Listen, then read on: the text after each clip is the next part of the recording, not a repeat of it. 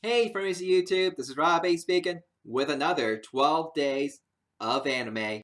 Hey, wait a moment. Was I just turned to stone? Am I am I made of stone now? Okay, I guess I'll have to do the review like this. Coming at day 7 is Dr. Stone. So Dr. Stone is about one kid who gets frozen, well not frozen, but turned to stone, like me, and is in stone for like thousands of years until he wakes up and has to rebuild civilization with his knowledge, since he's probably one of the smartest characters in all of shonen history. Not even joking. This kid, Senku, the main character, he's a real genius though. Like not just with like school and stuff, not just with book studies, but he knows a lot of stuff. Like he knows how to make a certain food.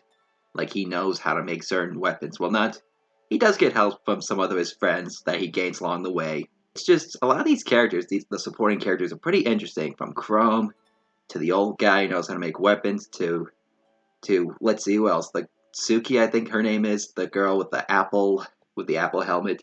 Like they are all unique and cool characters. And yes, even though this is shonen, it's not really a fighting show. There is fighting, but it's not like the main theme like some other shows out there like Dragon Ball, One Piece, Naruto, Bleach, My Hero Academia, all those fighting animes. This show, on the other hand, is more about knowledge and everything. It's more based on like minds and everything. Kind of similar to Death Note and Promised Neverland, where you have to rely on mind games. This is how I feel with this show. And another thing about this show, though, is that the science, though.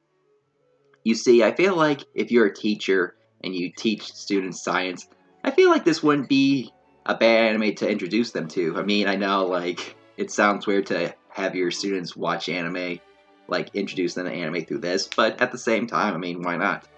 I mean, it's knowledgeable, it's educational. This is pretty much one of the educational animes out there. It's kind of similar where Walt Disney's Fantasia 1940, where you have that the Rite of Spring segment with all the dinosaurs. I hear teachers show their students that. That's how I feel with this anime. I also enjoy the backstory as well with the characters from like the origins of the village. Like I was not expecting that though. Doctor Stone is not an anime that you should not underestimate.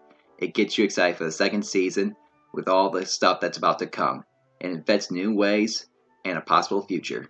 Whew, whew. Oh my god. Gotta catch my breath for a moment. Okay, I guess I'm not gonna talk about Dr. Stone again because I don't want to be turned into stone again. So let's get Dr. Stone out of the way and move on to a different anime. This one is so totally different from some of the other animes I just talked about. And yeah, I know some of you guys might be like, Rob, you've said that before. Well, this one is by Rooster Teeth. And when people think of Rooster Teeth, the first thing they think of is Ruby, or they think of Red versus Blue. However, this is a show that Rooster Teeth is trying so hard to be just as popular as both Ruby and Red versus Blue. So, what show am I talking about, though? Some of you guys may know, some of you may not know, but if you don't know, I am about to talk about Genlock for day 6.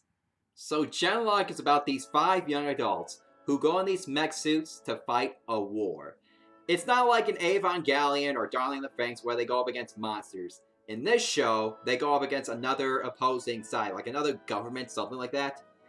And the only flaw I had with this show, though, I just want to get this out of the way. The only flaw I had with this show was what caused the war. Like, what were these people fighting for? It's very hard. Like, it's hard to figure this out and everything. Like, I don't know. Like, I don't know if this is like covered in some like comic book or something like that, like what Rooster Teeth has with DC Comics and all that. Like, I don't know if this is covered already, but either way, though, I felt like if you're gonna explain what this war is about, it should be explained in the first season. But no, it appears we have to wait until like probably the second season, which I am looking forward to. Don't get me wrong, but yeah, it should have been answered now. But let's talk about some of the good stuff about this show, like all the good stuff, because there's a lot. Genlock, though, the animation is great, though. It's very different from Ruby because Ruby is more. There's nothing too unique about Ruby's character designs. They're just more like anime. I mean, which yeah, Ruby is pretty much an anime at this point, but I mean, there's nothing unique about their character designs compared to like other character designs out there, like with Akami got killed or something like that. With this show, however, these characters look more, they have more mature look to them. Instead of having really big eyes, except for Kami, that is. Kami has really big eyes, but the other characters, however, they look more mature and everything like that. And some people might think like, oh no, that's, if you give them really small eyes, they're not considered anime. Well, I mean, I kind of considered this show an anime, I guess, because they had the same passion as they did for Ruby, so why not? And another thing about this show that makes it so great are the voice actors, though. Michael B. Jordan is fantastic as Julian Chase. He knows how to bring this character to life through his voice. He does a very fantastic job with this character. Just like some of the other voice actors in the show. I mean, I don't really know them too well, but all of them though. Like I've heard some things, but I don't really know them too well. Like, but they do a fantastic job though. So this is like a good first impression for them when it comes to voice acting. And another voice actor I'm familiar with, but is David Tennant as the Doctor. Man, though, like he gets some good lines, some funny, some serious. And another thing I liked about this was the robot suits. Oh my god, though. In the first half, I'm not trying to give away spoilers, but in the first half, the robot suits kind of look like Transformers, but in the second half, the robot suits change.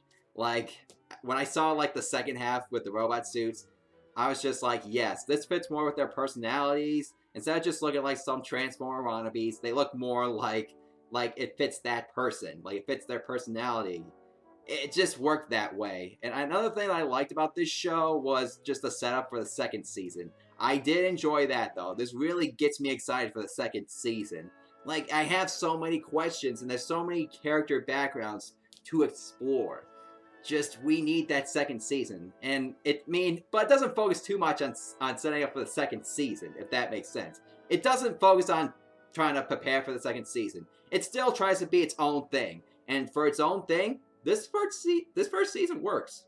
So if you're looking for a show, if you're looking for a mecha that it feels more mature, you're definitely gonna like this though. You're definitely gonna like this. It has more personality compared to some other mechas out there, though I'd still have to watch some more mechas. I did say it before.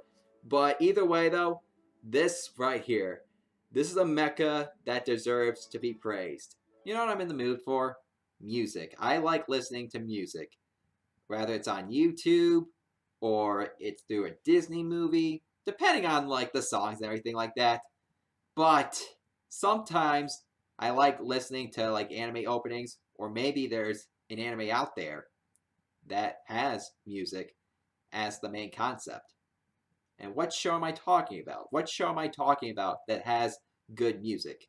I am talking about Carol and Tuesday for day 5. Carol and Tuesday is about these two girls in the future and living on Mars who try to become professional singers and get their names out there. So you have two characters, of course, Carol and Tuesday. Carol is this girl who starts off kind of poor, and then you have Tuesday who starts off rich, but then later runs away and meets Carol. So this show, this was better than I thought it would be, though. Like, I knew I was going to be liking this show because I heard a lot of people say, oh, Carol and Tuesday is good. You should watch it. The music is incredible. The animation is great. They kept saying that a lot.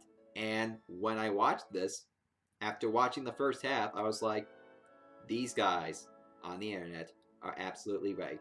I am loving the animation. I am loving the music. I am loving the characters. Another thing that I really enjoyed about this show was just, I did say this before with the characters. The characters, just Carol and Tuesday though, you really feel like they're best friends. They never argue. They never have too many disagreements. Carol will say to Tuesday, you don't have to do that or anything like that. But she does it in a nice way though. These two are trying to get to know each other. They're trying to work together. So Carol is the good friend. She is the one who is helping Tuesday, trying to survive on her own and everything. And Tuesday just reminds me so much of that rich girl who wants more. Even though she's rich, even though she's from this wealthy family, she wants more. Like, being rich doesn't make her happy. What makes her happy is music. But anyway, though, this show, just every time the music would happen, I felt like the animation would look its best, though. Like, whenever they would sing, I felt like the animation would look a tiny bit better. Like, and that would kind of make sense because if you want the music to look great, if you want the music scenes to look great, you have to make the animation look a nudge better. You want this to be the most beautiful scenes in the entirety of the show. So I see where they're coming from. I'm seeing where they're coming from with that. That's the idea I'm getting with this, though. That's just the idea. I really enjoyed this. I don't know if I consider Carol and Tuesday a musical, but if it is a musical, it's probably one of the best anime musicals I've ever seen. God damn it, not again. Oh well, I guess that's it for this video. Please make sure to subscribe, and that's all I have to say. I'm Rob A, and may the anime force be with you.